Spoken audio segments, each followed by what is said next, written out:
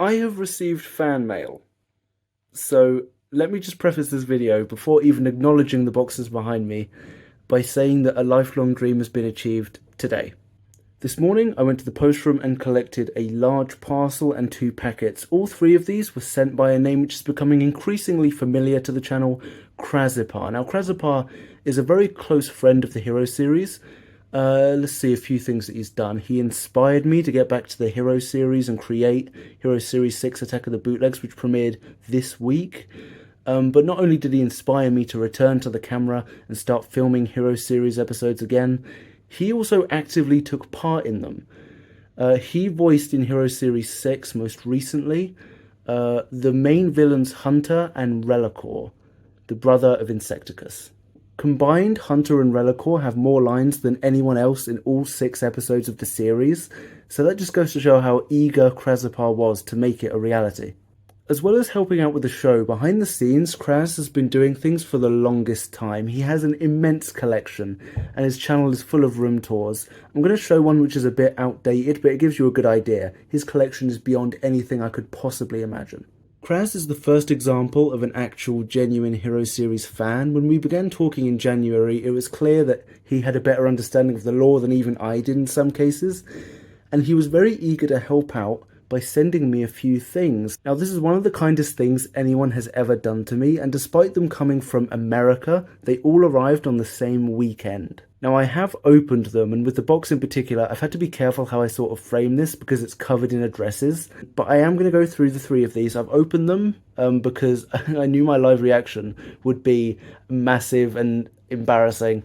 So I've been through them, but I want to talk through exactly what Kraz sent all the way from America. We're going to go in sort of size descending order because that's the way I open them, right to left on screen here. We're going to go from the box to package 1 to package 3, which is the small one. Now, the contents of the really big box was pre-agreed. Kraz was going to help me out by filling in the gaps in my Hero Factory collection, which again is just so kind. I don't know where he gets these ideas from. That being the case, the box contains 2 figures that I've never had from LEGO Hero Factory before, and one that I did have that's appeared on screen in Hero Series 5, but that I couldn't recreate because of timing and the amount of exclusive pieces they had. It just made it very difficult. I've zoomed out a little for my benefit, but the first character we're going to go over that Kraz sent me is Furno 1.0.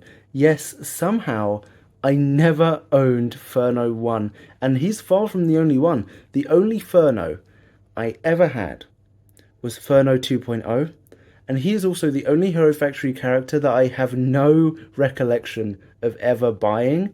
I remember when I was rebuilding the Hero Factory figures in 2017, Furno 2.0's headpiece just appeared, and I have no idea where it came from. But alas, that was the only Furno I ever had, and Kraz helped me out by sending me Furno 1. That was the case until I bought Furno 3.0 this year and used them in Hero Series 6. Now let me start off by saying Rise of the Rookies is my favourite line of Hero Factory figures other than Savage Planet, Breakout, and a couple of others. They're just so bright and the colours complement each other. And Furno 1.0, I think, other than Bulk 1, is my favourite from the original Rise of the Rookies line. So to finally see it in person, to finally hold it, it doesn't feel real yet. I have a skill that not many people possess, and that's being able to speak about even one 1.0 figure for hours. So I'm going to spare you the jargon and the rambling, and just say that I'm incredibly thankful to finally own Furno 1. The next figure from the box is Jawblade. Now, Jawblade is the perfect example of a figure that you would have thought I owned at some point, but I just didn't. I believe it was when I brought up Jawblade for the first time that Kraz got the idea to send figures to me. He was just so eager for me to finally have them. Again, I can't stress this enough, it's just so kind. Jawblade was going to appear in Hero Series 6 because I've come so close to buying Jawblade so many times, and now I can finally write them into a future installment, and that is really, really fun. The last figure from the box is Stringer 4.0. Complete this time. Even when Stringer 4.0 appeared on screen in Hero Series 5, they weren't complete. I just couldn't rebuild them. So we started from scratch, and Kraz has now gifted me this wonderful completed Stringer 4.0 figure.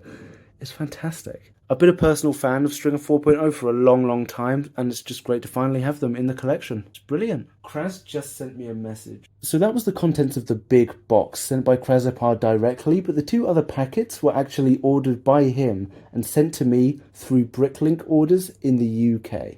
Upon opening the medium packet, I was greeted with this bundle of parts. It became immediately clear to me that these are some of the parts needed to build Insecticus. Insecticus was my Hero Factory OC that I used in Hero Series 1 and 2, and then again for 4 and 5. They've been disassembled 3 times, one after Hero Series 2, one after 4, and then again after 5. That was purely because I needed the parts that make up Insecticus to remake other figures at the time, but I always regretted that, and I always wish I had Insecticus again. I opened up the small packet and sure enough it was the rest of the pieces, the wires, the energy balls, the mask, so these must have been gotten from one seller on Bricklink and these from another. Kraz went above and beyond, looking for all of the different pieces just so I could have Insecticus again, and this time there is no threat of them ever being taken apart. I can just own them and have Insecticus again. See, there is another side to Crazipar. I know I've shown footage of his fantastic collection, but he also makes a lot of MOCs himself. At the time I'm recording this, Kraz has uploaded more than half a dozen Hero Series reviews of figures that are either his own creations or, more astoundingly, mocks that I made, which he has rebuilt over half a decade later using only a few screenshots and video clips as a basis. All of the insect paradigm, including somehow the extended universe Reaper, despite them not even appearing on screen other than in one unlisted video, are all rebuilt and exist at the present moment in Crazipar's house. And the reason I mention this, other than the obvious it's incredibly impressive, is that he rebuilt Insecticus in January. So I always knew Insecticus existed this year, and it was fantastic. And I think that Kraz is planning on making his own series involving Insecticus or his own Hero Series figures in some way, but I'll leave that to him to explain at a later date. The best Insecticus has ever looked is obviously Hero Series 5, his most recent installment, and that featured the return of his classic look from Hero Series 1. And that was the look that Kraz remade, but when he did, he upped it a little bit and upgraded it a little to make it a bit more like a real set rather than a mock made by a 7-year-old. And that updated look that Kraz made this year are the figures that these pieces make. Now comes the tricky bit, because I need to remake Insecticus without instructions. So I have to send a few messages, and I will be right back. Okay, so I'm aware it's been 3 months, but Insecticus is finally complete and on display at home, battling Inferno 1.0, who is of course another figure sent by Kraz. I said earlier in the video that this was a 1-to-1 recreation of Insecticus in Hero Series 5, but that couldn't be further from the truth.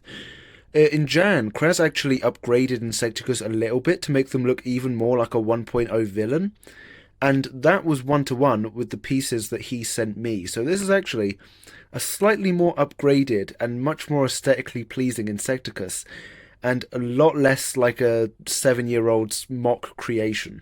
A point that I do want to note is the little jetpack on the back. I think I had some variation of this in Hero Series 1, but definitely didn't attempt it after that, so seeing something like this that works so well, it's very refreshing. I do want to re-emphasise that in the past there was always a reason to take apart Insecticus, because I had a finite amount of pieces back then, but now every one of the pieces that make up Insecticus was sent specially so that I could have them again.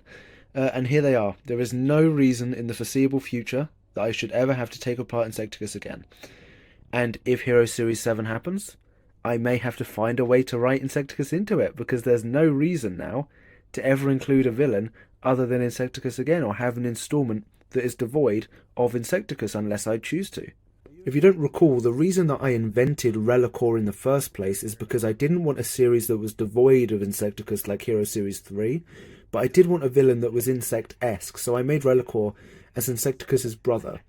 And that worked fine as like a short-term solution, but now this totally unexpected move of being sent Insecticus again, it opens up so many more possibilities. The creative juices are just there.